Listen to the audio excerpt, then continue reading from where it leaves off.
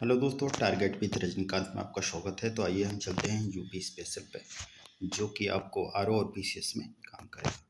तो पहला क्वेश्चन, उत्तर प्रदेश संगीत नाटक अकादमी कहाँ पे है? तो यह है लखनऊ में। इसकी स्थापना 1969 में हुई थी। इसका पूर्व नाम, इसके पहले इसका नाम था उत्तर प्रदेश संगीत नाट्य अकादमी, जिसकी स्थापना हुई थी 1963 में। भारतेंद्र नाटक नाट्य अकादमी जो है यह कहाँ पे है? लखनऊ में। इसकी स्थापना 1975 में हुई थी। राष्ट्रीय कथक संस्थान कहाँ पे है? तो यह है लखनऊ में। आगे देख लेते हैं, एकमात्र शास्त्रीय नृत्य क्या है? वह है कथक। निराला आर्ट गैलरी कहाँ पे? तो ये प्रयागराज। कला एवं शिल्प महाविद्यालय कहाँ पे? तो ये लखनऊ, जबकि इसकी स्थापना 1911 में हुई थी। प्रयाग संघ समिति यह कहाँ पे? तो यह है प्रयागराज में है और इसकी स्थापना 1926 में हुई थी। आगे हम लोग चलते हैं, उत्तर प्रदेश फिल्म टेलीविजन एवं लिबरल आर्ट्स इंस्टीट्यूट कहाँ पे? तो यह है लखनऊ में। इसकी स्थापना 2016 में हुई थी। भारतीय कला भवन कहाँ पे? तो यह है वाराणसी में और इसकी स्थापना 1920 में हुई थी। अंतर्राष्ट्रीय रामलीला केंद्र कहाँ पे है? तो यह है अयोध्या में। आगे हम लोग चलते हैं, उत्तर प्रदेश में बहुउद्देशीय नदी घाटी परियोजना एवं जिला के बारे में जान लेते हैं। रामगंगा परियोजना कहाँ पे है? तो यह है बिजनौर में और यह रामगंगा नदी के किनारे स्थित है। रामगंगा काठी बांध कहाँ पे है? तो यह भी रामगंगा नदी के किनारे स्थित है, जो कि बिजनौर में यह भी है।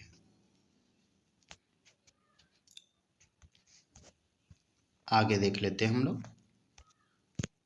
आगे दिया है गोकुल बैराज परियोजना कहाँ पे? तो यह है मथुरा में, जो कि यमुना नदी के किनारे स्थित है। इसको पीने के लिए भी प्रयोग किया जाता था। माथा टीला बांध कहाँ पे है? तो यह झांसी में है और इसका दूसरा नाम रानी लक्ष्मीबाई बांध भी है। पथराई बांध कहाँ पे? तो यह भी झांसी में है। यह पथराई नदी के किनारे स्थित है। आगे हम लोग देख लेते हैं, गोविंद बल्लभ पंत सागर परियोजना कहाँ पे? तो यह है सोनभद्र में। यह रिहंद नदी के किनारे स्थित है। रिहंद परियोजना यह रिहंद नदी के किनारे स्थित है, जो कि सोनभद्र में है। अब हम लोग आगे चलते हैं। आगे दिया है कन्हार बांध कहाँ पे? तो यह है सोनभद्र में, जो कि कन्हार नदी के किनारे स्थित है। मूसा खांद बांध कहाँ पे है? तो यह करमनास नदी के किनारे स्थित है, जो कि चंदौली में है। शारदा जल विद्युत परियोजना कहाँ पे है? तो यह है लखीमपुर बनवासा में, जो कि शारदा नहर के किनारे स्थित है, जो कि नेपाल सीमा के करीब में पड़ता है। शारदा नहर उत्तर प्रदेश का सबसे बड़ा नहर है। आगे देखते हैं हम लोग, मौदहा बांध। मौदहा बांध जो है बीरमा नदी के किनारे स्थित, जो कि हमीरपुर में है। अर्जुन बांध यह अर्जुन नदी के किनारे स्थित है, जो कि महोबा में है। राजघाट परियोजना यह बेतवा नदी के किनारे स्थित है, जो कि उत्तर प्रदेश व मध्य प्रदेश के संयुक्त परियोजना में है, जो कि ललितपुर में स्थित है।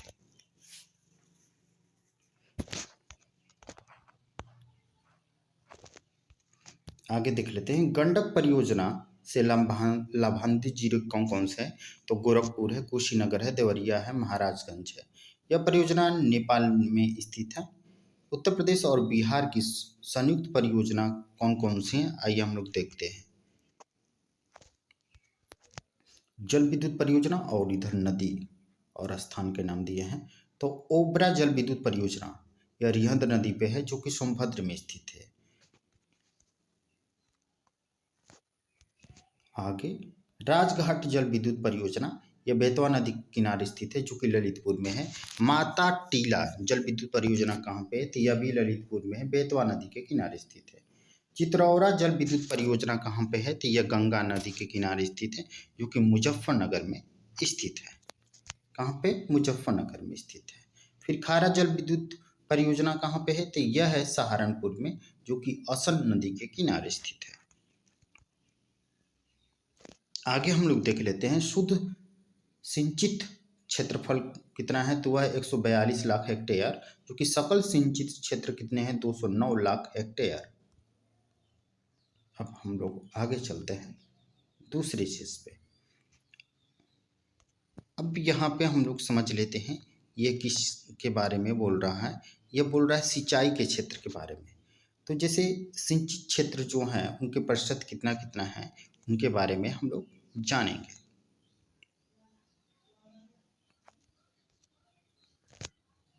नलकूप का कितना योगदान है 2019 के अनुसार सिंचाई के लिए, यानी कि 74.9% और नहर का जो है 15.2%, कुआं का है 8% और तालाब का है 0.5% और अन्य का जो है 0.6%। आगे हम देख लेते हैं उत्तर प्रदेश में सर्वाधिक सिंचाई नलकूप द्वारा की जाती है। कहाँ पे? उत्तर प्रदेश में। और उत्तर प्रदेश में पहला सिंचाई कार्यालय 1823 में सहारनपुर में अंग्रेजों के द्वारा खोला गया था। सिंचाई विभाग का नाम बदलकर जल शक्ति मंत्रालय कर दिया गया।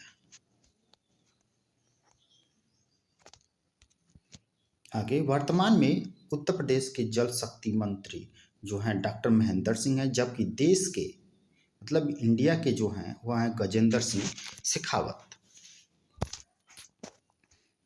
आगे हम लोग देख लेते हैं देश में नलकूपों द्वारा सिंचित क्षेत्रफल सर्वाधिक किसका है? तो वह है उत्तर प्रदेश का। उत्तर प्रदेश में नहरों द्वारा सर्वाधिक सिंचाई पश्चिम उत्तर प्रदेश में होती है।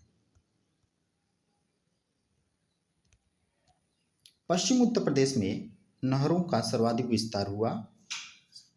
सर्वाधिक नहरें पश्चिम उत्तर प्रदेश में ही पाई जाती हैं। प्रदेश में नहरों की सर्वाधिक लंबाई कहाँ पे है? तो वह बरेली जिला में है।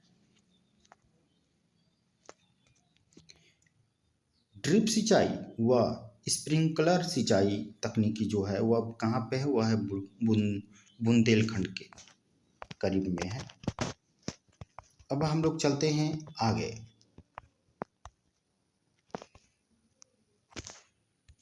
यहाँ देखते हैं नहरों के नाम, निर्माण वर्ष और लंबाई, उसके बारे में जान लेते हैं।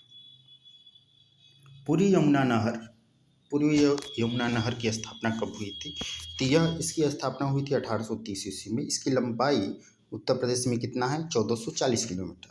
ऊपरी गंगा नहर इसकी स्थापना कब हुई थी? तो इसका 1854 में हुआ था और यह इसकी लंबाई कितनी है? 5640 किलोमीटर।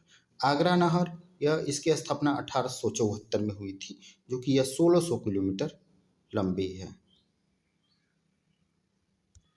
आगे देख लेते हैं निचली गंगा नहर, इसकी स्थापना 1878 में हुई थी। इसकी लंबाई 8800 किलोमीटर है।